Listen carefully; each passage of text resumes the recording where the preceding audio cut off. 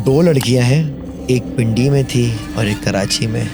No relatives but events जो साथ में हो रहे थे वो बड़े सिमिलर हैं। तो ये क्या कहानी है? 3-4 साल की अपने इनविजिबल चाइल्ड के साथ हंस रही हैं, बात कर रही हैं, ये कर रही हैं। ये घर छोड़ के आया जब अपनी बीवी को उस एंटिटी ने इसको इतना तंग किया, ये आए इसके पीछे से धक्का, सिगरेट जलाए वो छीन ले, किचन में कुछ पकाए वो गिर जाए, किसी ने इसकी टांगे से ऐसे उठाया और नीचे फेंक। तेरी खैर। मुल्तान का वाकया, हजरत शम्स तबरेज के मजार का वाकया। दोस्तों ने कहा ठीक है खिला देंगे भाई पिज्जा तुम्हें। उठा 3 नंबर का रुस्तान गेट से घुसा, ये दोस्त तो 6 नंबर के चले गए। 10 मिनट बाद देखा अल्तमश साहब चले आ रहे। 10 बजे हम पिज्जा विज्जा खा के हमने खुद इसको घर छोड़ा है। ये पहले घर गया, हम बाद में अपने घर आए। वाले साहब बोले नहीं अल्तमश तो घर नहीं आए। काफी दिन गुजरने के बाद इनका एक और दोस्त सार साहब का, उनका जाना हुआ बहुद्दीन ज़करिया के मज़ार। तो उनको थोड़ा सा दूर से देख के ना शुबह हुआ, करीब गए उसको कंफर्म करने के लिए। वो अल्तमशी कपड़े फटे हुए, बालों में मट्टी, शेव बढ़ के दाढ़ी का समा पेश कर रही, नाखून गंदे लंबे लंबे। आमिर साहब ने कुछ पढ़ा, अल्तमश को थोड़ी देर देखा, कहने लगे अल्तमश तो कब्रिस्तान से निकले ही नहीं। जो कब्रिस्तान से निकला, जिसने पिज्जा खाया, आप लोगों से बातें की और घर गया, वो तो अल्तमश था ही नहीं।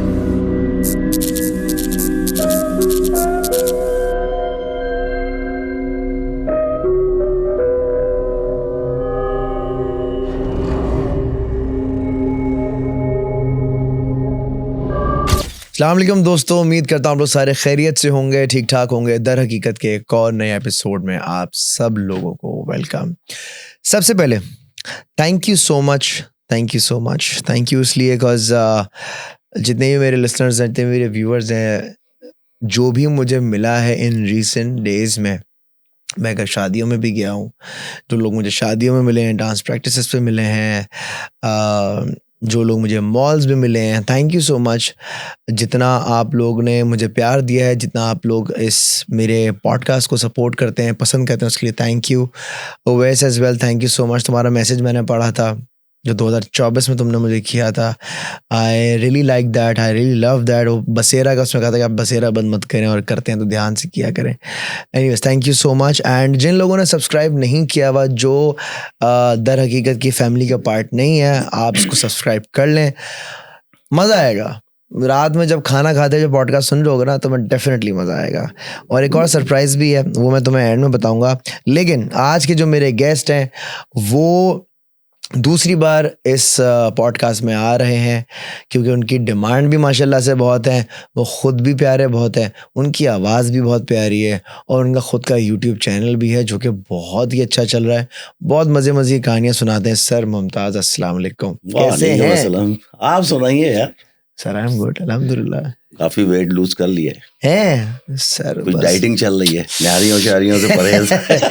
सर बस थोड़ा नहीं, रमजान गुजरे ना सर, रमजान में मैंने कहा इस रमजान में ना पकोड़े नहीं खाऊंगा। बस पकोड़े से बस मैंने थोड़ी सी जो है ना वो दुश्मनी की है। सर अपने चैनल के बारे में तो जरा बताएं प्लीज। हाँ, मैं चाहता हूँ कि स्टार्ट में बात कर लें ताकि मिडिल में एंड तक कहानी जाए नहीं। पहले आप अपने चैनल के बारे में बताएं कि क्या सीन है, कब से कर रहे हैं और चैनल का नाम क्या है? अजलान देखिए, हमको तो 4 साल हो गए तकरीबन, और हॉरर कंटेंट के आपको पता है 4 साल पहले अगर आप चले जाएं तो गिनती के 2-4 चैनल थे जो इस पे काम कर रहे थे, नामी गिरामी। और इस 4 साल में मार्केट में कितने चैनल आ गए सर। आप तो पायनियर्स में से हैं सर। बिल्कुल। अब स्पूकी हॉन्टेड टेल्स जो मेरा है, जी, थोड़ा सा मैं डिफरेंट अपने चैनल को इसलिए कहता हूँ, उसकी वजह है। जी बताइए। हमने उसको एक लर्निंग प्लेटफॉर्म बनाया हुआ है। जबरदस्त। हम ये नहीं करते कि आए 10 मिनट की एक भूत की चुड़ैल की कहानी सुनाई और भाग गए। नो, हमारे चैनल पे हमने लेजेंडरी स्पीकर्स बुलाए, मुफ्ती बुलाए, मेटाफिजिक्स के पीएचडी डॉक्टर बुलाए। अच्छा। और अभी भी मैं पब्लिक से भी कहता हूं कि अगर आपको चैनल को सब्सक्राइब करना है, इसलिए कि अगर आपके जहन में कोई, माइंड में कोई सवाल है पैरानॉर्मल को लेके, सुपरनेचुरल को लेके, जी बिलाशुबा आए, सवाल करें, आपको बेहतरीन किस्म का डिटेल जवाब देंगे। लॉजिक के साथ। हमारे पास अब जवाब नहीं होगा। फर्रुख आते हैं हमारे मेटाफिजिक्स के MS हैं, मुफ्ती साहब आते हैं वो इस्लामिक तरीके से, आप सेटिस्फाई होंगे उस जवाब से। तो हमने वो नहीं किया कि 10 मिनट के आए बस एक भूत की कहानी सुनाई भाग गए।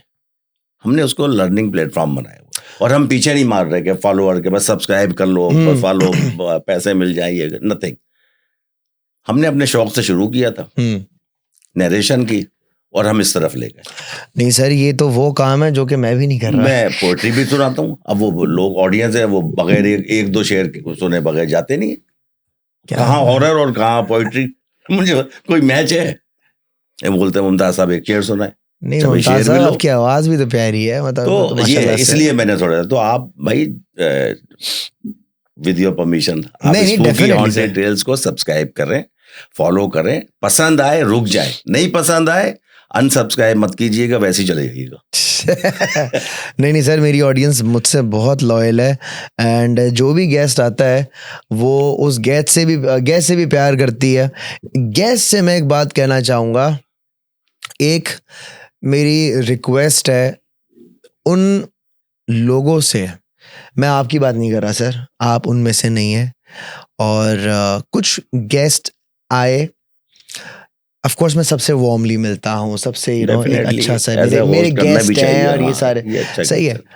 अब अजलान अपना नंबर मुझे दीजिए। अच्छा ठीक है सर, मैंने नंबर दिया, कोई मसले की बात नहीं है, नंबर की क्या है वो यार। मैं आप मेरे मेहमान हो, आप आओ मेरा नंबर लो, मुझसे बात करो, कोई भी सवाल है मुझसे पूछो, आई एम ऑलवेज हियर। लेकिन मेरा नंबर अगर आप किसी XYZ को मेरी परमिशन के बगैर देते हैं, इखलाकी गलत, इखलाकी बहुत अनएथिकल हो जाता है, बहुत ज्यादा अनएथिकल हो जाता है, और मैं बहुत डिस्टर्ब हो जाता हूँ।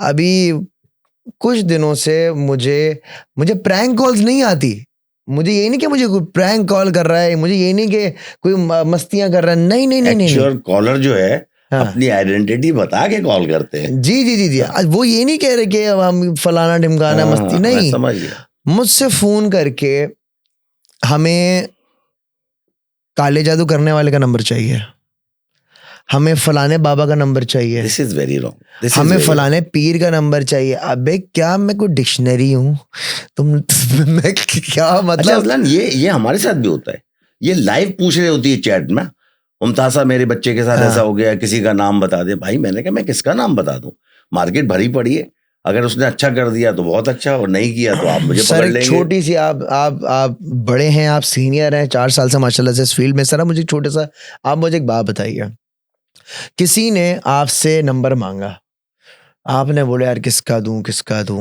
चलो भाई फलाना साहब है, उनके बारे में जरा अच्छी खबरें सुनिए, मैं फलाने साहब का नंबर देता हूँ। उन फलाने साहब ने लेट्स से काम नहीं किया, या लेट्स से कोई नाजायज बात कर दिया, कुछ भी कर दिया, तो वो तो हुए बदनाम हुए ही हुए, आप लपट गए साहब, आप निपट गए, और इसकी जवाबदारी ऊपर देनी है। एक साहब ने मुझे फोन किया, मुझे बड़ा, खैर मैं पूरी बात नहीं बताऊंगा कि मेरे किस दोस्त को उन्होंने अप्रोच किया, मेरे एक दोस्त हैं बहुत करीबी हैं।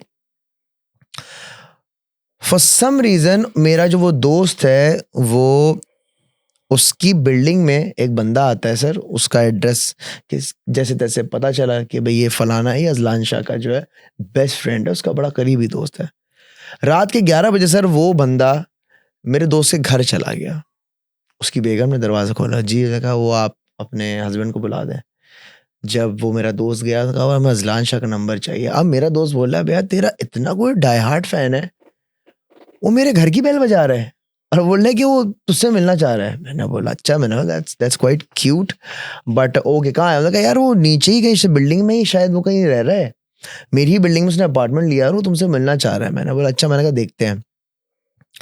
सर कुछ दिनों बाद खबर आती है कि मेरे ऑफिस के बाहर रोज एक बंदा आ रहा है, और रोज बंदा एक बैठ रहा मेरा पूछ रहा होता है। अच्छा मेरा ऑफिस की आपको पता है टाइमिंग पता है, मैं शाम में आता हूँ, अपनी मर्जी का मालिक, कभी आ रहा हूँ कभी नहीं आ रहा हूँ। रोज बंदा आके पूछने लगा, अजलान भाई यहाँ पर नहीं है, वो अपने टाइम से आते हैं ये वो बंदा फिर से मेरे दोस्त के घर पर गया रात के 2 बजे कि मुझे अजलान शाह का नंबर चाहिए, मुझे उससे बात करनी है। मैंने बोला अच्छा। अब मेरे दोस्त ने बोला यार अजलान तू देख भाई इसको, ये जो हो रहा है मुनासिब नहीं है, रात सही के 2 नहीं बजे है। आ रहा है। हाँ। सर मैंने उसका नाम किया, उसने फलाना फलाना नाम है। मैंने अपने इंस्टाग्राम पर देखा, मुझे वो बंदे का नाम मिला, उसकी प्रोफाइल मिल गई और मेरे इंस्टाग्राम डीएम्स में नीचे की तरफ बहुत सारे कई 100 उसने मैसेज किए हुए।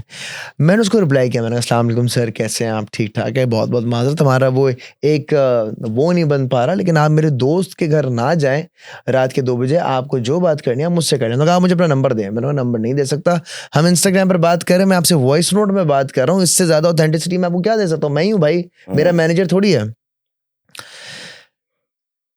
सर वो बंदा दूसरे शहर से आया था, वो महीना मेरे लिए रुका।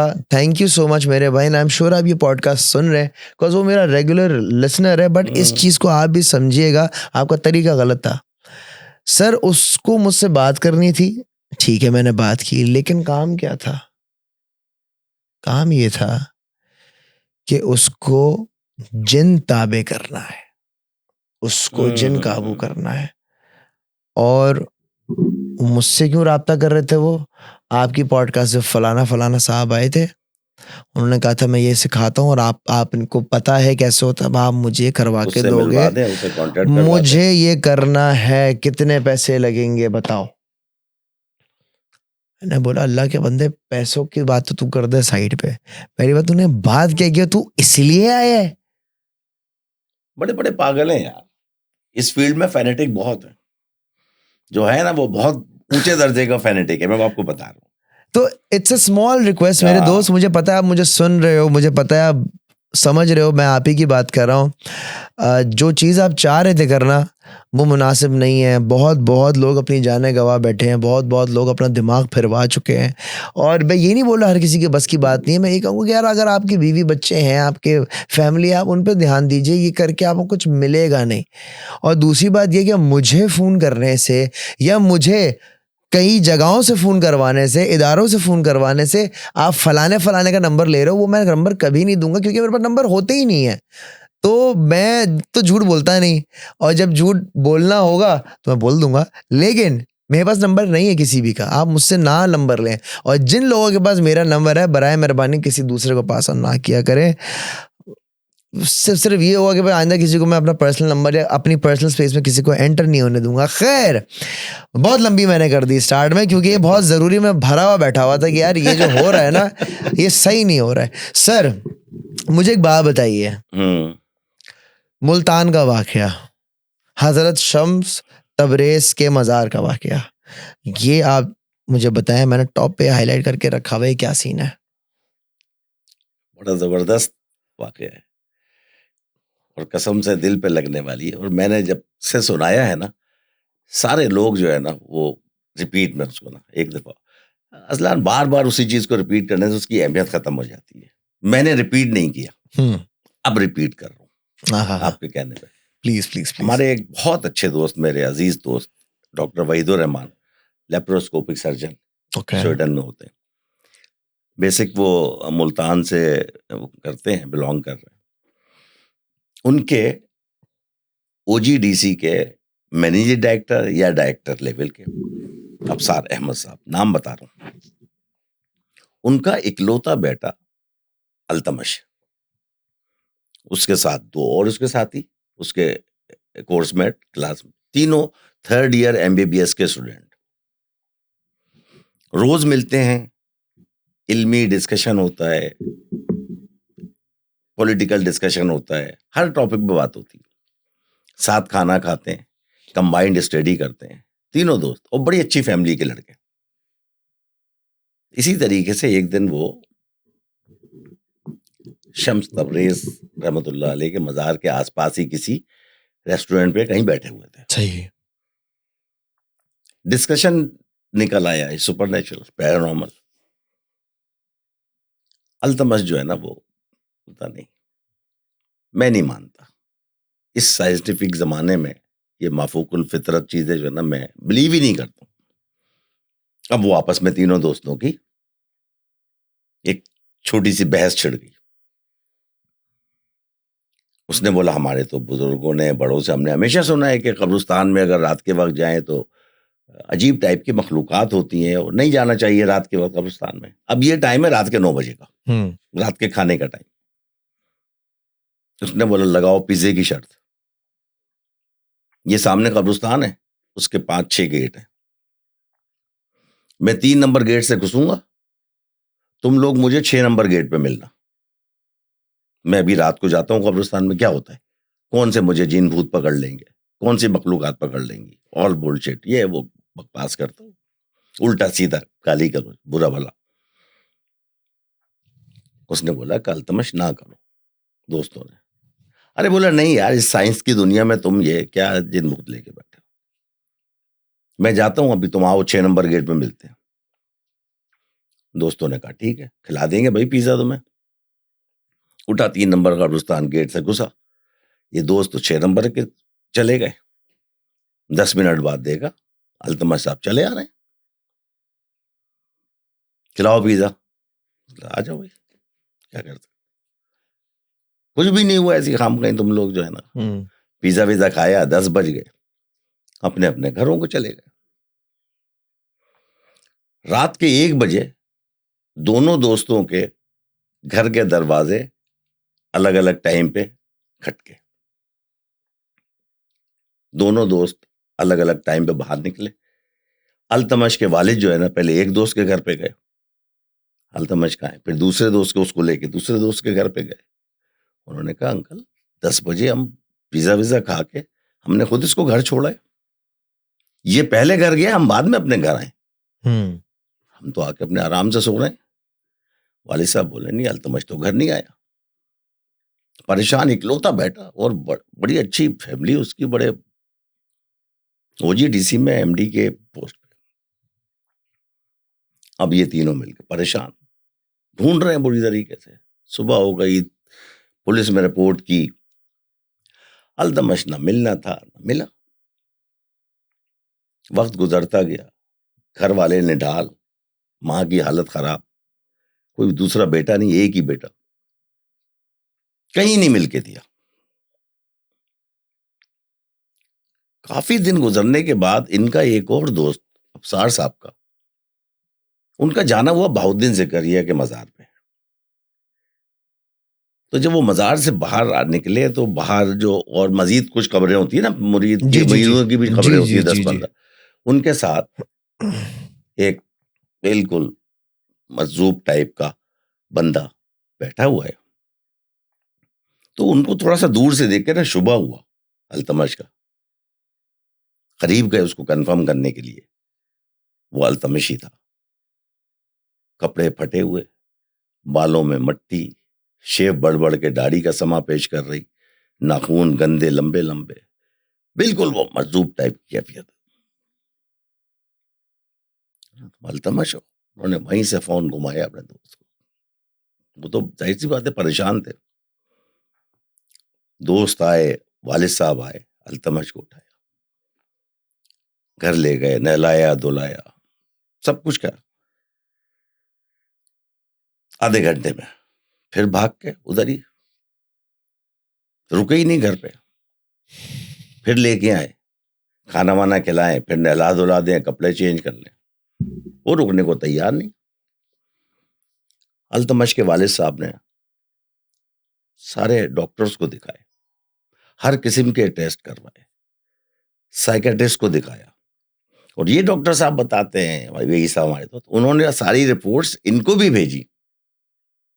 अल्तमश के किसी ऑर्गन में किसी किस्म की कोई बीमारी नहीं पाई गई। Mental health first class, physical health, सारे ऑर्गन्स फर्स्ट क्लास काम कर रहे हैं। अल्तमश अपने, फिर किसी ने कहा कि भाई किसी आलिम से काम करो, ये मेडिकल साइंस का जमाना नहीं। मुल्तान के बड़े बड़े आलिमों ने, आमिलों को जमा किया, इन्होंने एक ढूंढ के सबसे जो टॉप के थे ना वो निकाले, उनको लेके बहाउद्दीन ज़करिया के मजार पे गए, अल्तमश के सामने खड़ा किया, उनके दोनों दोस्तों को बुलाया जो उस दिन उसके साथ थे। सही। उन दोस्तों ने उन आमिल को शुरू से लेके आखिर तक जो हुआ था, बहस हुई, शर्त लगी, अल्तमश कब्रिस्तान में गया, वापस आया, पिज्जा खाया, सब पूरी डिटेल उन आमिल साहब को बता दी। आमिल साहब ने कुछ पढ़ा, अल्तमश को थोड़ी देर देखा। अब सारे अहमद साहब से कहने लगे, अल्तमश तो कब्रिस्तान से निकला ही नहीं। जो कब्रिस्तान से निकला, जिसने पिज्जा खाया, आप लोगों से बातें की और घर गया, वो तो अल्तमश था ही नहीं।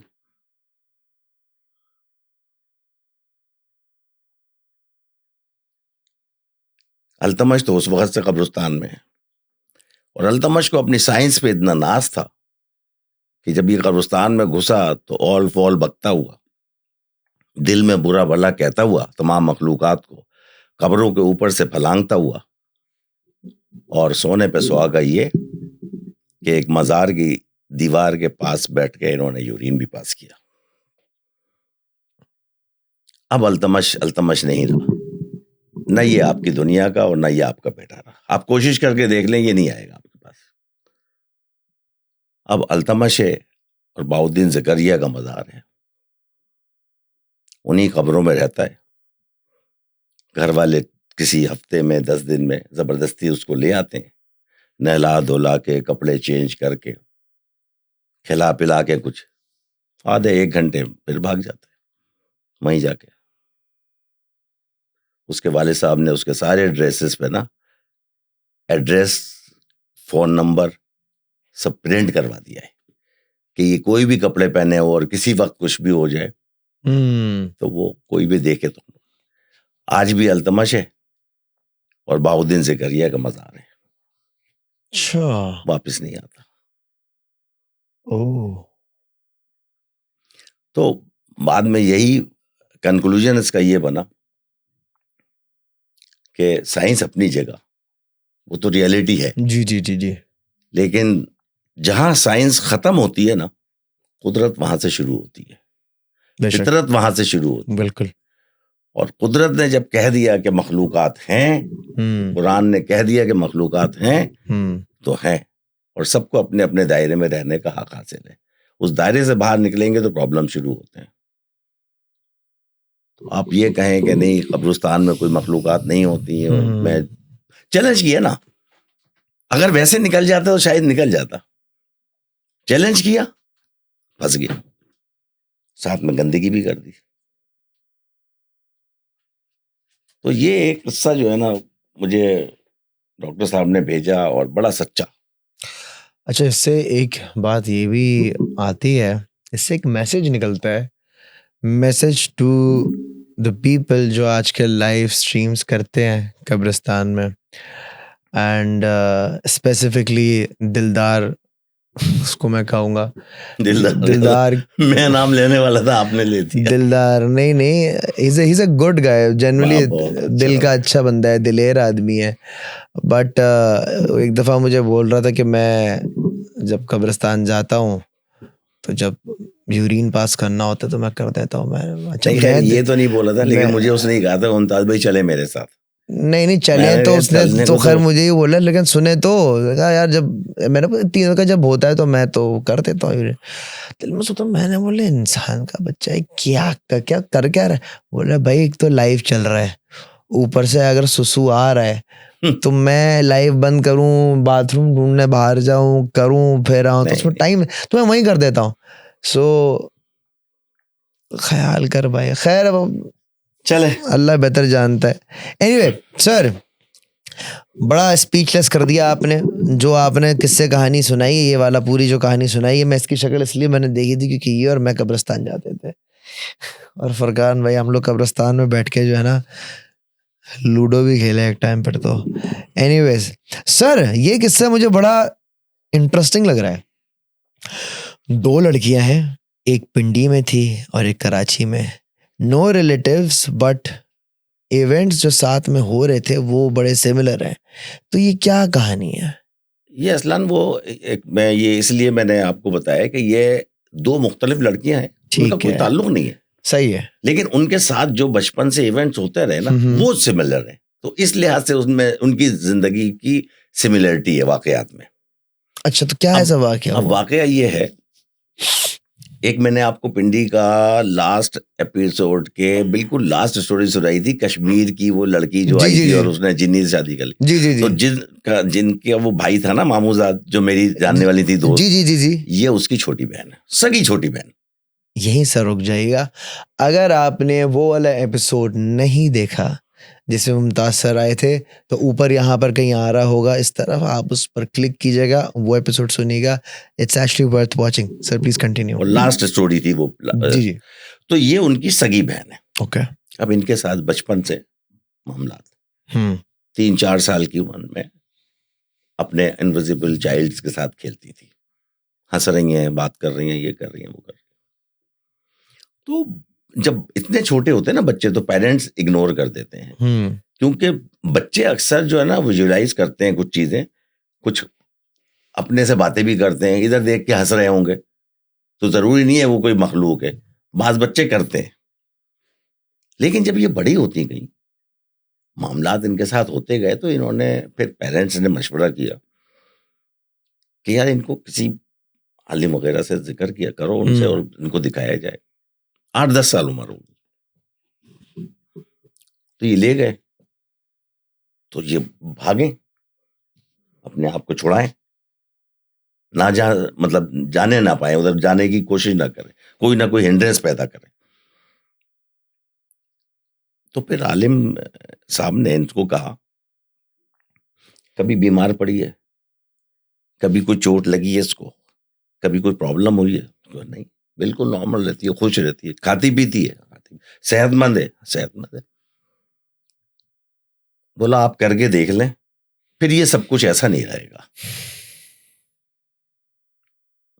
और अगर आप नहीं करेंगे तो ये ऐसे ही रहेगा, खुश रहेंगी, खाएंगे पिएंगी, सेहतमंद रहेंगी, कुछ भी नहीं होगा। भाई जब आप एक चीज, मेरी आपसे दोस्ती है, मोहब्बत है, कोई मुझे आपसे छुड़ाएगा, या तो आप रिटेलिएट करेंगे या मैं करूंगा। बिल्कुल ऐसा ही है। बिल्कुल वही सिलसिला है। ओह।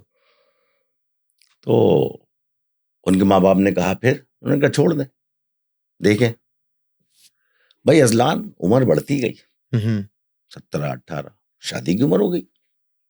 अब इनके पेरेंट्स ये परेशान कि शादी हो जाएगी तो शौहर कैसे ये सब चीजें बर्दाश्त करेगा। उन्होंने कहा चलो अल्लाह मालिक करके देखते हैं। शादी हो गई, बहुत खूबसूरत लड़की थी, मैंने खुद देखा, मैंने बात की उससे। शादी हो गई, जब चली गई तो जो शौहर था ना, वो थोड़ा सा ओखा बंदा था, सही है। ड्रिंक विंक करता था, ठीक है। था मालदार, खाने पीने के, इसको परेशान नहीं करता था। लेकिन वो होते हैं कुछ लोग, अब जब वो ये देखे ना कि ये बातें कर रही है, ये कर रही है, तो वो शक्की मिजाज हो गया। खूबसूरत तो ये बहुत थी, वो शक्की हो गया।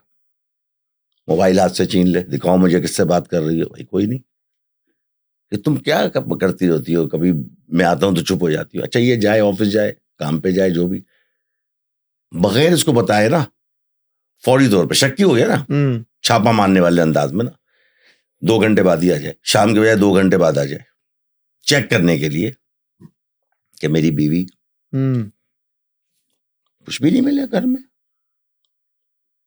इसको परेशान करे। हाथ वाथ भी उठाए इसने ऊपर, गाली गलौज भी की, कोई मतलब सबूत कोई मिल नहीं रहा। आखिर इनके बेटा हुआ, पहले बेटी हुई, सही है। बच्ची हुई, बच्ची कोई 5-6 साल की हो गई, मतलब इतना शादी को अरसा गुजर गया। ये रोटियां पका रही है, किचन में है तो बात कर रही है, पीछे मुड़ के देखो, अब ये आ रहा है, फौरन आया है, तो कोई भी नहीं। अब इसकी समझ में नहीं आ रहा था कि मसला क्या है, तो ये उसमें आके चिढ़ता था, मारता था। उसके बाद इसने क्या किया, फिर इनके यहाँ हुआ एक बेटा, वो बिल्कुल गोद में, 5-6 महीने का। एक दिन इनकी बहुत ज्यादा आपस में झगड़ा फसाद हो गया।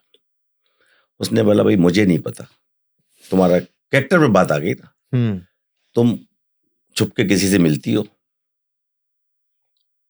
और वॉइस मैसेज करती हो और डिलीट कर देती हो, इस किस्म की बातें कर रहा है। अच्छा, मैंने खुद तुम्हें देखा है बहुत दफा, हंसती हुई देख रही होती हो, कोई इधर होता नहीं है, मैं आता हूं तो एकदम चुप हो जाती हो, बदल लेती हो अपने आप को। उठाया, माँ के घर छोड़ाया, और माँ को जाके यही, माँ बाप को तो पता था बचपन से, उनका तो पता था। उन्होंने बोला दामाद साहब ऐसी कोई बात नहीं है, कोई शक हुआ, उसने कहा भाई रखो, अभी सुकून हो जाए, थोड़े दिन इसको समझाओ, अगर अकल आ गई मैं छोड़ नहीं रहा इसको, मैं ले जाऊंगा। सही। लेकिन माँ बाप को तो पता था उधर क्या होना था।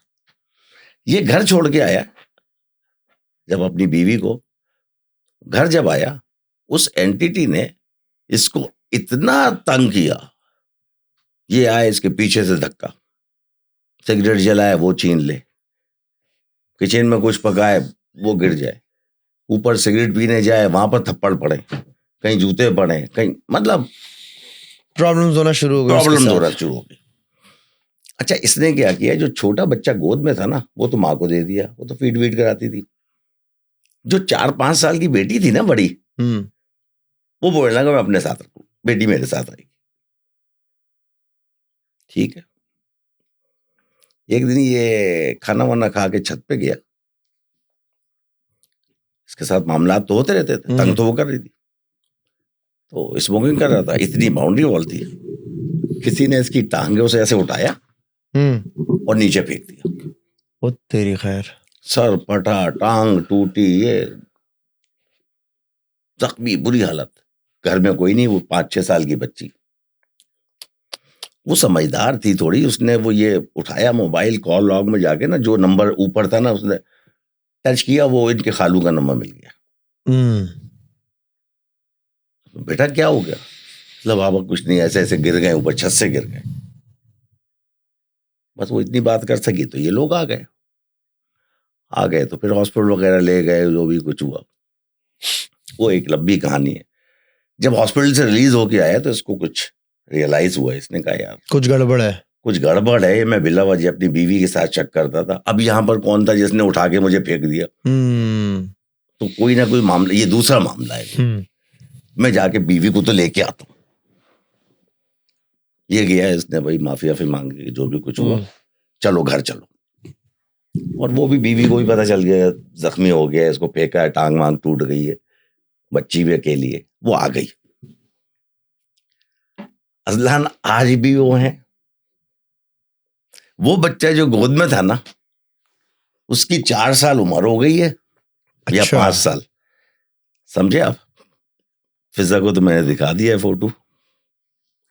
मैं कल से जो है ना वो ढूंढ रहा हूं, मुझे मिल नहीं रही उसकी वीडियो। वीडियो क्या है? वीडियो ये है कि अब उसका बेटा जो 4 साल का हो गया, वो जिनों के साथ खेलता है, इनविजिबल बच्चों के साथ खेलता है, वो ये बच्चा है। और इसकी वीडियो भी थी, और मैंने इसकी वीडियो बिनहाज को भेजी, ईमेल में जाके सेंट आइटम में तलाश कर रहा हूं, 3 दिन से नहीं मिल रही है। ओ, लिखा हुआ आ रहा है बिनहाज जिस बच्चे की वीडियो है वो मैंने इनकी माँ से इजाजत ली है, उसने कहा आप मेरा चेहरा काट दीजिएगा, दिखा दीजिएगा, आवाज आई है उसकी। उधर से कोई बॉल कर आ रहा है सर। मैं देखे अभी तो खैर वीडियो नहीं मिल रही है, लेकिन अगर तो वीडियो मिल जाती है कसम तो से भेजूंगा, स्क्रीन पे आप लोग देख सकते हैं। बिल्कुल भाई, छोटे से बैट के साथ खड़ा हुआ, इधर से मार रहा है बॉल को, उधर से जो बॉल करा रहा है वो नहीं नजर आ रहा, बस बॉल आ रही है, बॉल आ रही है। एक छोटी सी साइकिल है, उस पर ये बैठा हुआ है, पीछे से कोई पुश कर रहा है, क्योंकि बगैर पैडल चलाए पुश कर रहा है कोई, और ये उससे बातें भी कर रहा है। वो साइकिल 3 पहियों की साइकिल जा रही है, उसके बाद वो बच्चा बैठता है, ये उसको पुश कर रहा है, तो ये तो नजर आ रहे हैं पुश करते हुए, वो बच्चा बैठा हुआ नजर नहीं आ रहा है। क्रेजी। अच्छा, और उस वीडियो में मैंने एक चीज टेक्निकली नोट की कि अगर खाली साइकिल को ये धक्का देगा ना, 3 पहियों की साइकिल को, तो वो साइकिल का हैंडल मुड़ेगा, इधर उधर जाएगा, कहीं ऊपर जाके उसको कोई बैलेंस नहीं कर सकेगा। उस पर लग रहा है कि कोई बच्चा उसमें बैठा वो बैलेंस कर रहा है, वो हैंडल बिल्कुल सीधा है, और जब दीवार आने वाली लगती है तो वो काट कर लेता है, और ये फिर कर रहा है पीछे, और पीछे से साइड से माँ की आवाज आ रही है, जयान या रैयान नाम है इसका, उस केक पे लिखा हुआ देखा मैंने। बोला बेटा तुम किसके साथ बातें कर रहे हो, किसके साथ साइकिल पे खेल रहे हो? तो तोतली सी आवाज में बोलता है, मामा आपको मेरे दोस्त नजर ही नहीं आते। अच्छा भाई तुम्हारे दोस्तों का क्या नाम है? एक इब्राहिम है, एक अली है। इब्राहिम बॉलिंग करा रहा है, अली स्टेज पे बैठा हुआ है, आपको मेरे दोस्त नजर ही नहीं आते। माँ बोल रही है भाई ये तो अकेला बच्चा खेल रहा है, और टेरेस पे खेल रहे हैं, वीडियो बन रही है, ये 1-1.5 मिनट की वीडियो है बाकायदा। और जब मैंने ये स्टोरी सुनाई थी तो मिनाज के शो पे ये वीडियो चली है, मिनाज ने परमिशन ली मुझसे, मुताबिक चला दूं, उसने, मैंने कहा चला दूं, माँ की शक्ल नहीं आई तो उसका हाथ भी आया, लेकिन ऑडियो आई है, बात कर रही है बेटे से। अब इसकी सिमिलरिटी बताता हूँ। सिमिलरिटी है ना कि मतलब वो जी रहे हैं अभी तक, वो एंटिटी है, बीच में शोहर के साथ वो आया थोड़ा मसला, लेकिन जी रहे हैं अब उसके बच्चे। सेम इसी तरीके से बचपन से एक हमारी अजीजा है, सही, मेरे भतीजे के इन लॉज है, साली समझ ले, उनके साथ भी ऐसी था। उनके माँ बाप को भी पता चल गया था कि ये किसी बच्चों के साथ खेलती हैं, बातें करती हैं, और अकेले अकेले में उनको भी पता चल गया। उन्होंने भी इलाज कराने की कोशिश की, तो आलिम ने सेम यही बात बोली। सिमिलरिटी ये है, इधर भी यही था, उधर भी वही था। उधर भी आलिम ने यही बात बोली उनसे कि अगर इनको कोई तकलीफ है, बोला नहीं कोई तकलीफ नहीं, खाती पीती है, हाँ, सेहत अच्छी है, हाँ, पढ़ती हैं, हाँ, तो बोला फिर आपको क्या तकलीफ है? तो वही बात, आलिम साहब तकलीफ क्या है, बच्ची है, बड़ी होगी, शादी होगी। बोला होने दो, अच्छा आप इलाज करा के देख लो, फिर तकलीफ भी होगी, बीमार भी पड़ेंगी, परेशान भी करेंगी, फिर आप आलिमों के पीछे भागते फिरना। बोला फिर आप क्या कहते हैं? उन्होंने कहा छोड़ दो, खुश रहेंगी। क्या करते, छोड़ दिया, जवान हो गई, शादी हो गई। शादी हुई तो वो शोहर के कोई बहुत मतलब ऐसा कोई कारोबार नहीं था, छोटी मोटी नौकरी करते थे, स्टेट एजेंसी वगैरह चलती नहीं। सही। तो जिस दिन ये शादी होके गई, इनका नीचे पेरेंट्स रहते थे, तो इनका कमरा लड़के का उन्होंने फर्स्ट फ्लोर पे एक कमरा सजा दिया, फूलों वूलों से जैसे सजता है। अब ये दुल्हन रुखसत होके गई तो वो सीढ़ियां चढ़ रही थी, तो एक बिल्ला इनके साथ साथ चल रहा था। नॉर्मल सी बात थी, घर में बिल्लियां होती हैं। उन्होंने वहां पर वो शूट वूट किया, बेड पे बैठ के फोटोग्राफी वगैरह, और फिर इनके अम्मा ने बोला कि चलो अब नीचे वो कुछ रस्में हैं 2-3, वो नीचे टीवी लॉन्च में बैठ के कर लेते हैं, और उसके बाद फिर अपने आ जाना तो अपने बेडरूम में। चलो ये आ गए, रस्में हुई। जब वापस दूल्हा दुल्हन को ऊपर छोड़ने गए, सारे फूल सब बेड़ा गर्क हुआ है, कर्टन पड़ा हुआ है, बेडशीट पे शिट बिल्ली का शू की बू, पूरा बेडशीट नुची हुई है, फूल टूटे पड़े, बेड़ा गर्क उसका। बिल्ले ने तबाही मचा दी। इन्होंने आके नीचे फोन किया उनको, लाइटर नोट बोला कि भाई बेटी की जहेज में बिल्ला भी दिया था। आप क्या कह रही हैं? फिर वो पूरी डिटेल बता। ये समझी कोई बचपन से पाल रही होगी बिल्ली। तो उसने बोला इसने तो कभी कोई बिल्ली बिल्ला नहीं पाला, ये आप क्या कह रही हैं? बोला ऐसे ऐसे हुआ, पूरी बेडशीट पे नई पे गंदगी फैलाई हुई है। बोला हम 10-15-20 मिनट रुके, और जब ये हम ऊपर चढ़ रहे थे तो बिल्ला जा रहा था, लेकिन हमारे घर में बिल्ली आ जाती, हम समझे नॉर्मल बिल्ला होगा। ये तो इनके तो पता था ना, घर वालों को अंदर दिल में इनके तो ज़हन में बात थी, खटका हुआ कि यार ये बिल्ला नहीं, ये समझ गई ये दूसरा बिल्ला था।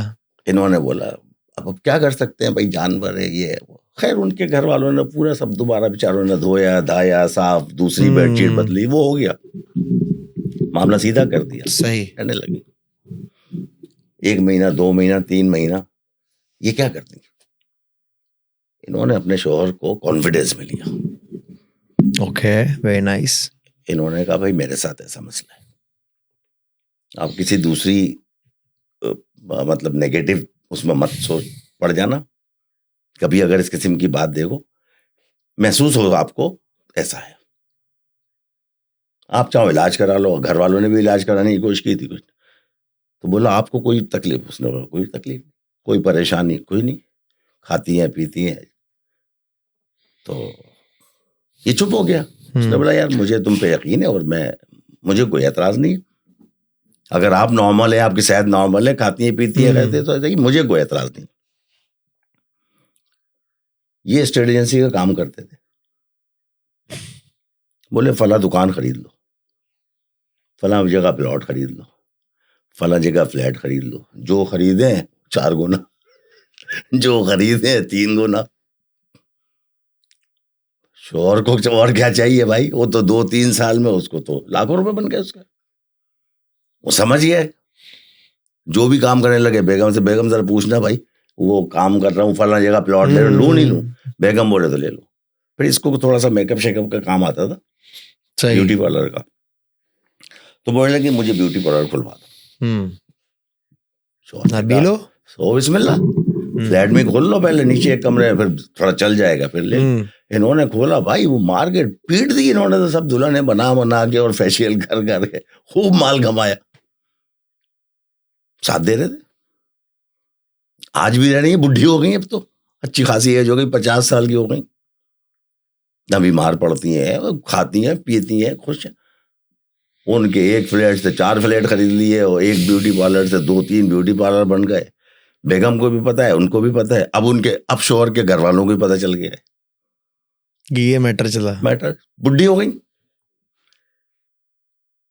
था बचपन से। तो ये सिमिलरिटी जो मैंने लिखी ना, तो वो ये सिमिलरिटी थी कि दोनों के, जब आलिमों से बात की तो उन दोनों ने कहा कि रहने दो। इनमें एक और सिमिलरिटी भी है जो हम मिस कर रहे हैं, वो सिमिलरिटी है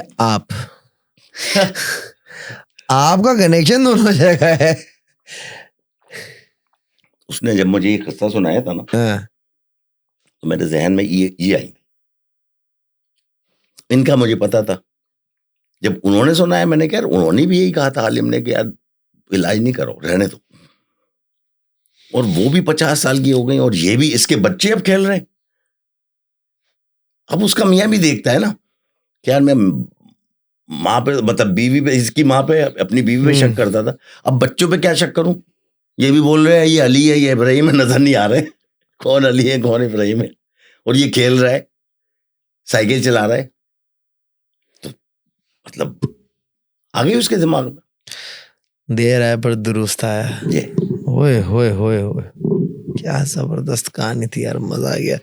सर मुझे एक बात बताएं, कराची सदर में एक गवर्नमेंट स्कूल है, ऑफिस है, अच्छा एक गवर्नमेंट ऑफिस है, इसका भी जिक्र किया था लाल पोस्ट का, तो पता है जब आप पहुंच गए थे कि वो एटीएम के पीछे है, वो ज़ैना मार्केट के पास है, वही ऑफिस है।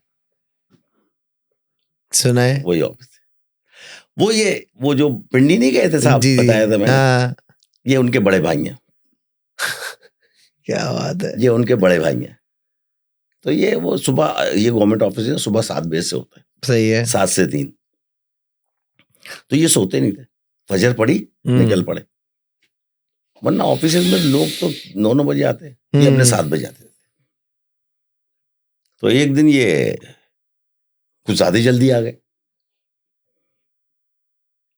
15-20 मिनट और पहले आ गए, वरना इनसे पहले वो आता था, अटेंडेंट आता था चौकीदार, लाइटें शाइटें जला के मेज वेज पे कपड़ा मार के, ये उससे भी पहले आ गए। आए तो गेट खुला हुआ है, ऑफिस की लाइटें जल रही हैं, खटपट फाइलें इधर से उधर हो रही हैं। अरे इन्होंने बोला यार ये क्या चक्कर है। खैर उन्होंने फैन मैन बंद किया, जो मतलब इन्हें पता था जो कमरे में नहीं आया, जो अपना कमरे का था, जो वहां की लाइटें, फिर ये इन्हें परेशानी सी हुई, ये निकल के ना गेट के बाहर आके खड़े हो गए। जब 7 साढ़े 7 बजे तो वो पियोन आया, बोला जफर साहब आप आज इतनी जल्दी? बोला यार फजर पढ़ के आना था ही 10-15 मिनट पहले आ गया। तुम सुनाओ, सारे कल ऑफिस के पंखे और लाइटें जली छोड़ गए? उसने बोला कौन कह रहे? यार मैं आया हूँ, सारी लाइटें जल रही हैं, सारे पंखे चल रहे हैं, तो तुम लास्ट में गए हो तो तुम्हारी ड्यूटी है, बंद करके जाना चाहिए था। ये तो सब ऐसा लग रहा है पूरा ऑफिस चल रहा है। अरे बोला आओ यार, हाथ पकड़ा, बोला जफर साहब आइए, ये तो रोज की कहानी है, आज आप आ गए तो आपने देख लिया। यार क्या कहानी है बताओ तो भाई। बोले ये तो रोज आता है, मैं आता हूँ तो ये जल रही होती लाइटें, फाइल है, काम हो रहा होता है बाकायदा, जैसे कोई ऑफिस का काम लग रहा है। और जितनी भी चाय की पत्ती आपके लाता हूँ ऑफिस बनाने के लिए, शुगर लाता हूँ, सब वो आधी रह जाती है। बोले मैं तो आधी हूँ, आज आप पहले आ गए तो आपने देख लिया। अच्छा, शुरू हो गए अपने काम में। सही। एक साहब आए अपने पेंशन का पैसा, वहां उस ऑफिस में जो ना पेंशन और फंड, समझ गया मैं। हाँ वो समझ गया। ऑफिस का नाम भी पता चल जाएगा आपको इस बात से। जी जी जी बिल्कुल। तो आए एक साहब, रिटायर्ड कोई मेजर साहब या कर्नल साहब। अब और मजीद आपको इस ऑफिस का पता चल गया होगा उससे कौन सा ऑफिस है। बच्ची उनके साथ, कोई 15 साल की उनके साथ है। तो आके बैठे काम कर रहे हैं, तो बच्ची जो है ना यूं करके दरवाजे के बाहर, वो दरख्त लगा हुआ और खपरेल की वो छत है, सही। तो उसकी पूरी शाखें पूरी बड़ी बड़ी हो खपरेल पे जा रही। वो ऐसे देखे हंसे और यूं करे, तो वो लगे बेटा आप बाहर क्या देख रही हो? कुछ नहीं अंकल, ऐसे। बोले पर बताओ तो ना, एक दफा नहीं 2 दफा नहीं। अच्छा वो ज्यादा बात भी नहीं करेगा, इसका बाप बोलेगा क्या मेरा काम करने आया, बच्ची से बात कर। अब उसको तो क्यूरियोसिटी हो गई, क्योंकि सुबह वो कहानी हुई है वो तो उससे पूछने के चक्कर में। बोला क्या देख रहा है? बोला अंकल यहाँ तो पूरी फैमिली है जिन्नात की। तो बोला आपको क्यों? तो उसके बाप ने फिर रोका उसको।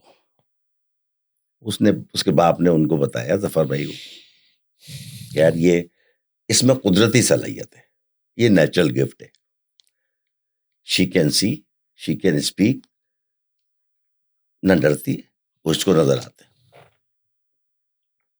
तो वो बोलने लगा अच्छा बेटा बताओ ना कौन है, कहाँ बैठा है? बोला कोई एक हो तो बताओ ना uncle. Lot of sitting on the roof, lot of sitting on the trees. ये तो कोई 20, 25, 30 कोई पूरी फैमिली है। अच्छा हाँ कोई मसला नहीं। तो बेटा आपको डर नहीं लगता? नो। उसके बाप ने तायीद की कि नहीं, ये कोई यहीं पर नहीं कह रही कि मैं मत है, ये पहले भी है। तो ये चुप हो गए। अच्छा भाई, इतनी देर वो पियोन ने चाय लाके दो उनके सामने, बोला बेटी को भी चाय दो और बिस्किट भी दो और मुझे भी चाय दो। और 3 चाय ला के रख दी। तो अच्छा वो है सारा शैतान टाइप के दोनों भाई जो है ना, वो एक पिंडी जो गया था ना वो भी और ये भी, ये ज्यादा ही शैतान है कुछ। बोलेंगे बेटा एक को बुला लो चाय पिलाते हैं। अब ये उससे बोल रहे हैं। बोला अंकल आप क्यों, दूसरे लोग भी है, ये ऐसी बातें नहीं करते। मैंने बोला बुलाओ तो। बोला मंगाइए चाय। उसने भाई इशारा किया, ये क्या किया, बहरहाल सिर्फ आंख से यूं किया। इन्होंने देखा तीसरी कुर्सी पीछे खिसकी, कोई उस पर बैठ गया। नजर नहीं आ रहा है, कुर्सी ऐसे पीछे की, बैठा ऐसे आगे कर ली कुर्सी, पीछे करके फिर आगे बैठते वक्त आगे कर लेते, आगे कर ली।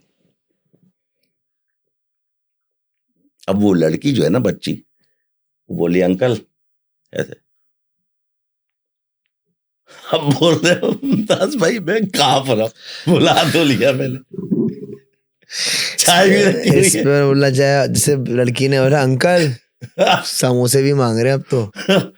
तो ये चीजें जो है ना, फिर वो ये मुझे बता रहा है, बोला यार अक्सर मैं सुबह हूँ ना, फाइलें इधर से रख के जाऊँ, वो इधर रखी हुई है, पलट रही है, इससे ऑफिस में काम हो रहा है, ऐसे करते थे। और हमें शक था, लेकिन जब उस बच्ची ने कहा ना और उसके वालिद ने उस चीज को कंफर्म किया कि ना ये देख सकती है, ये बात कर सकती है, ये बात करती है, और मतलब उसको क्या हमारे से ताल्लुक, उसको क्या पता था कि मेरे मुझसे पियोन्स की सुबह में क्या बात हुई है। वो तो वैसे ही अपने बाप के साथ कुछ काम में आया था, बाप काम से आए थे, तो वो साथ आई थी। वो देख रही है और हंस रही है, उधर देख रही है और हंस रही है। वो छत पे, और कैप्रेल वाली छत पे और दरख्त पे बैठे हुए, पूरी फैमिली। तो ये चीजें जो है ना, बहुत है, बहुत है।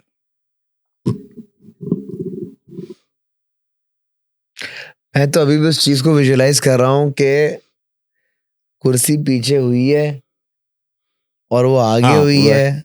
हाँ, मैं तो सोच रहा हूँ जो साहब होंगे, जो गवर्नमेंट ऑफिसर जो भी थे, वो उनकी कैफियत क्या हुई कि यार ये हुआ क्या? डरता नहीं था। अच्छा, डरता, दोनों भाई नहीं डरते थे, मतलब पंगा लेने को तैयार रहते थे हर वक्त।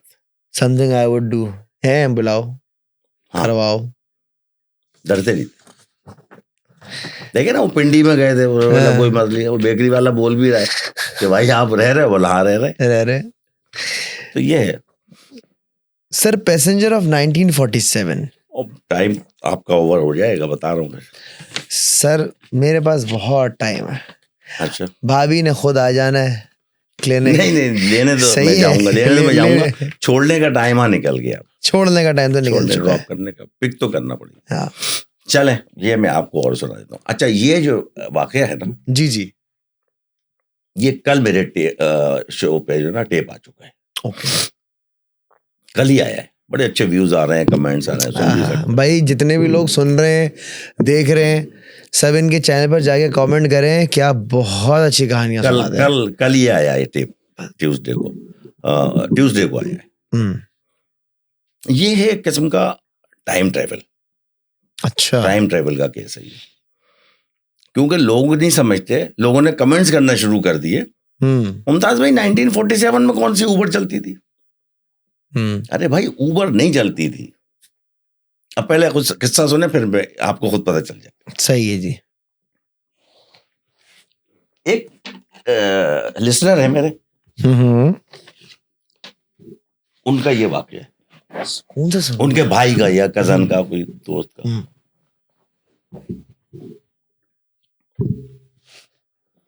ऑफिस अटेंडेंट है, 20-25-30 हजार रुपए तनख्वाह थी। कहाँ गुजारा, शाम तक ऑफिस करता। शाम के बाद से उसने बोला, मुमताज मैंने उबर चलानी शुरू कर दी। ओके, ऐसे तो गुजारा ही नहीं था, एक 25-30 हजार में कहाँ गुजारा। अब जाहिर सी बात, 5 बजे तक ड्यूटी है, तो उबर शाम को चलाता है, लेट नाइट तक। 12 बजे के करीब, 11-12 बजे इन्होंने कोई अल्लामा इकबाल इंटरनेशनल एयरपोर्ट लाहौर पे सवारी छोड़ी। सही। ड्रॉप लाइन से निकल के, क्योंकि वहां खड़े नहीं होने देते पुलिस वाले ना, बोलते उधर से जाओ जी। तो आगे सिग्नल के पास आके ये खड़े हो गए। अब बोलते हैं हम बगैर सवारी के तो हम चलाने का सोच ही नहीं सकते, क्योंकि इतना महंगा हो गया पेट्रोल कि अगर हम एक तरफ से खाली जाएं, वारी नहीं खाता, फायदा ही नहीं होता। हम खड़े हुए हैं, कोई सवारी मिलेगी, एयरपोर्ट से तो जाएंगे। बोला 1 घंटा मैं खड़ा रहा, स्टीयरिंग पे सर रखा, सोच रहा हूँ अपने, हम उधेड़ बुन में लगा हुआ हूँ, इतने कमा लिए, इतने का पेट्रोल डलवा दूंगा, ये फीस देनी है, अपने सोचो में। रात के 12 बजे का टाइम, और सोच रहा हूँ कि कोई सवारी मिल जाए एयरपोर्ट से, वरना बहुत लंबा, मुझे बगैर सवारी के तो पेट्रोल जलेगा। बोला 1 घंटा रुकने के बाद स्क्रीन लाइट ऑन हुई, कोई राइड आई, मैंने फौरन अटेंड की। तो कार्गो टर्मिनल जो है ऑफिस, उसके बाउंड्री वॉल के पीछे की लोकेशन दे रहा है। ओके। तो बोलते हैं हमारे उमूमन जो है ना, हम जो राइड आती है एयरपोर्ट की, या तो डिपार्चर लाइन के अराइवल के बाहर से आती है, पैसेंजर करते हैं, या स्टाफ करता है।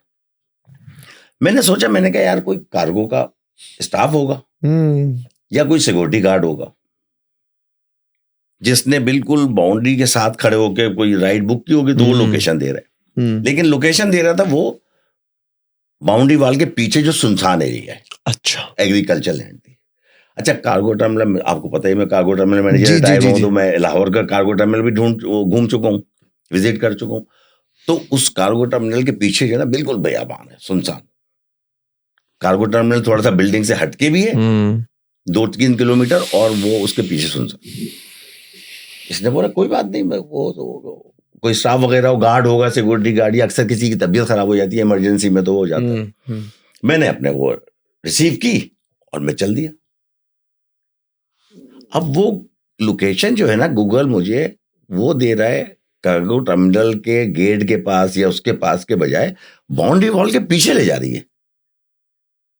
अब मैं लोकेशन पे चला गया, वो बाउंड्री वॉल के पीछे, वो सुनसान एरिया, बिल्कुल जंगल, आगे खेत नजर आ रहे हैं, ना लाइट ना कुछ, दरख्त लगे हुए। तो बिल्कुल पिन पॉइंट पे जब मैं लोकेशन पे पहुंच करीब रहे तो एक बड़े साहब खड़े दरख्त के नीचे, और मैली सी शेरवानी, मट्टी से हटी हुई, काला गुड़ी वो कैप, और बूढ़े, साथ में एक संदूक, पुराने जमाने का लोहे का संदूक नहीं होता था जो लोग इस्तेमाल करते थे, वो बहुत भारी सा। आपने राइड बुक कराई है ना? चुप, सिर्फ गर्दन से, हाँ। उसने वाला मैं संदूक उठा के डिग्गी में रख दूं। अच्छा, एक छड़ी भी पकड़ी हुई है। अच्छा, वो पुराने जमाने में ना बूढ़े लोग देते थे छड़ी, वो पकड़ी, छड़ी से मुझे रोक दिया। मैं संदूक उठाने गया, छड़ी से यूं करके रोक दिया, नहीं खुद उठाऊंगा। उसने कहा बाबा मैं पीछे डिग्गी में रख दूं?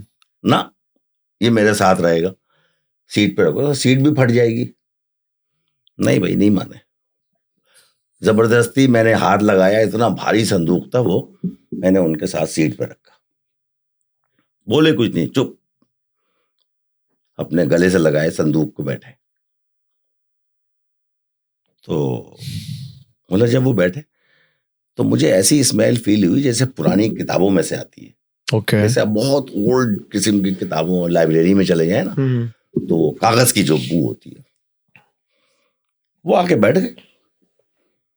अब वो इन्होंने कुछ, ये ड्राइवरों की खसलत होती है कि पैसेंजर से ना कोई सलाम दुआ, कोई बातचीत छेड़ते, बातचीत करने की कोशिश करते हैं।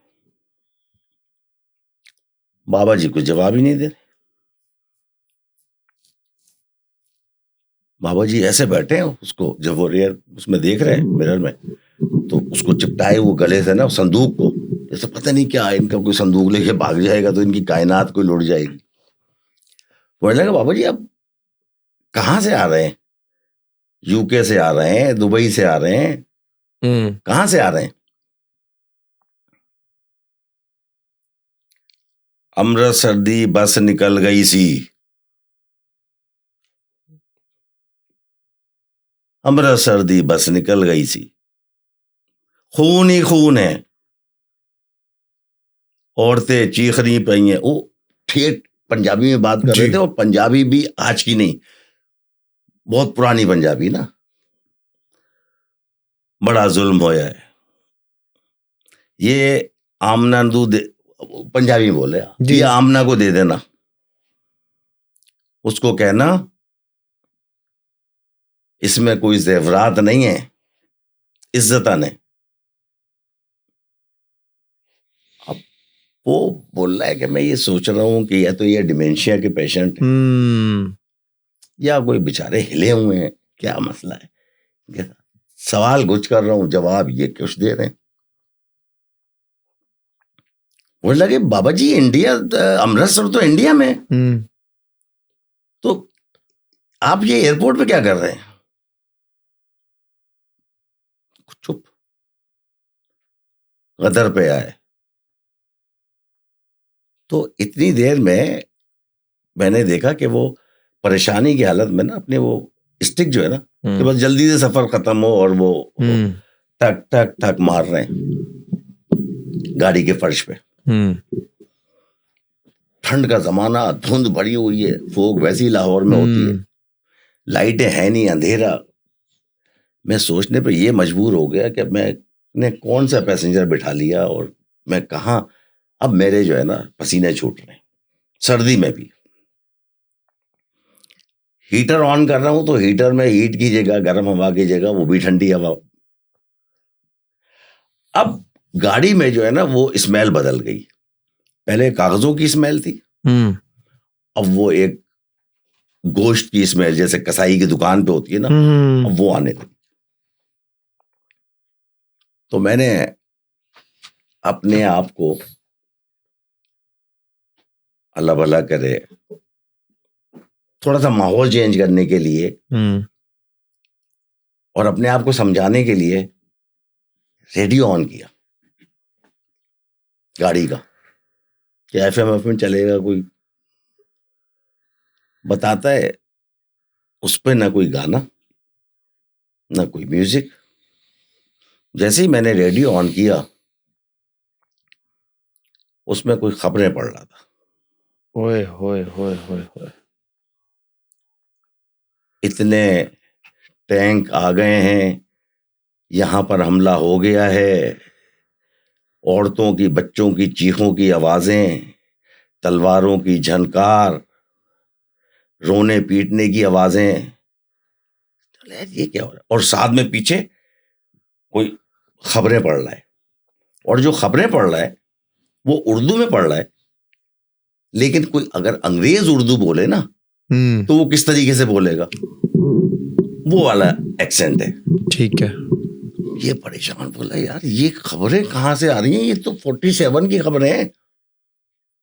बरकी पे रोड पे ये हो गया। अच्छा, वो जो उन्होंने लोकेशन पे जब वो लेके गए ना, तो जब ये गाड़ी में बैठे तो उन्होंने पूछा था कि बाबा आपने कहाँ जाना है, तो उन्होंने एक ही जवाब दिया ना, आपको ड्रॉप कहाँ करना है, तो हरियाला हरियाला ऐसे करके कोई नाम बताया उन्होंने। तो वो जब लोकेशन उसने डाली तो वो बरकी रोड पे ना, बॉर्डर एरिया के करीब जो है ना, उस पे आ रही थी। एग्जैक्ट जिस जगह ये अपने वाघा बॉर्डर है, वाघा बॉर्डर से पहले जो बरकी रोड है ना, जहां पर शहादत हुई है मेजर अजीज भट्टी, बिल्कुल वही गांव बरकी। तो ये चलते चलते अब ये शुरू हो गया मामला। वो तो खबरों में तो इस किस्म की आवाजें आ रही हैं, ये और परेशान। ये बोल रहे हैं कि बाबा ये इसने कहा यार बंद कर दो। इसने कहा बाबा पता नहीं ये रेडियो में क्या आ रहा है, कुछ अजीब सा ही, मैं बंद कर देता हूँ। इसने जब वॉल्यूम इसका सबसे लो पे किया ना, तो बजाय वो आवाज बंद होने के मजीद इनहेंस हो गई। भागो मुसलमानों भागो, ये पीछे से बाबा बोल रहे हैं, और वो खबरें चल रही जंग की। इतनी देर में ये परेशानी की हालत में वो कच्ची पगडंडी, ये वो गाड़ी जो है ना, ये डर रहा है कि भाई स्लिप होके कहीं कच्चे में चली जाए तो गाड़ी भी जाएगी। डर के मारे बुरी हालत इसकी। मैं शॉर्ट करके बता रहा हूँ, ये बहुत लंबा है किस्सा, शॉर्ट करके बीच में से कट करके बता रहा हूँ। इन शॉर्ट ये गई है, अब उस डेस्टिनेशन करीब पहुंच गए तो बाबा ने सिर्फ उंगली से इशारा किया, वो सामने है, आ गई मंजिल, आ गई मंजिल, वो सामने। वो मंजिल क्या थी कि ये देख रहे हैं कि कोई बिल्डिंग की एक टूटी हुई जली हुई दीवार है, सिर्फ एक दीवार है, बाकी कुछ भी नहीं। ऐसा महसूस होता है कि किसी जमाने में कोई घर होगा, कोई हवेली होगी, कोई बिल्डिंग होगी जिसमें आग लग गई होगी, टूट गई होगी, सिर्फ एक जली हुई दीवार। बोला वो रही, मंजिल आ गई। अब इन्होंने पीछे देखा, ठीक है भाई, देखा तो अब वो बाबा जो है बूढ़े नहीं थे, अब उनके चेहरे पे झुर्रियां नहीं थी, स्किन टाइट हो गई थी। और जिस संदूक को मैंने हाथ लगा के बड़ी मुश्किल से लगवाया था, उन्होंने एक हाथ में ऐसे पकड़ के उतार लिया जैसे छोटा सा ब्रीफ केस। और वो उतरे, और उतरते हुए उन्होंने, मैं बैठा हुआ था गाड़ी में, उन्होंने अपनी जेब से वो फटी हुई पुरानी शेरवानी के अंदर जेब में हाथ डाला और एक सिक्का निकाला और मेरी हथेली पे रख दिया। वो पंजाबी में बोले, पुत्र ये तेरा किराया।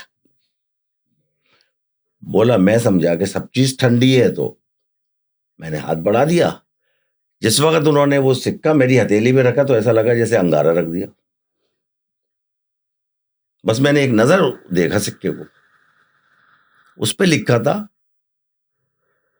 जॉर्ज, पता नहीं विलियम या 6 और 1946। बोलने लगा ये तेरा किराया।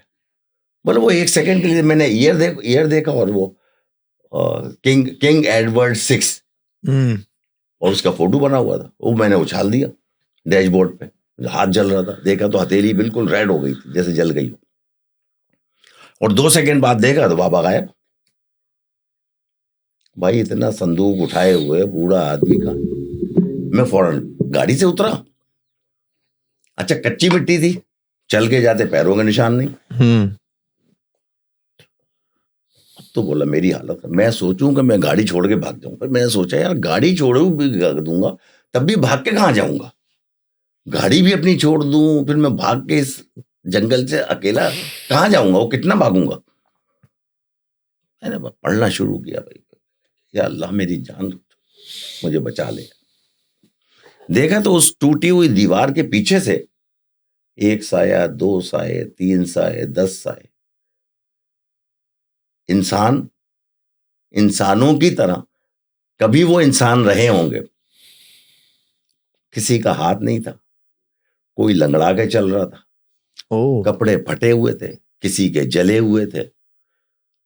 अब मैं ये ढूंढूं कि ये सब इधर आ रहे हैं और बाबा जो मेरे साथ थे वो नजर नहीं आ रहे, मुझे वो कहां गए। देखा उन्हीं में से वो एक बाबा आ रहे, वो एक बाबा भी हैं वो ही, लेकिन अब उनके हाथ में संदूक नहीं है, बगैर संदूक के। और ऐसा लग रहा है कि वो इशारे से किसी को अपनी तरफ बुला रहे हैं और वो सारे साए जो है ना मेरी तरफ बढ़ रहे हैं।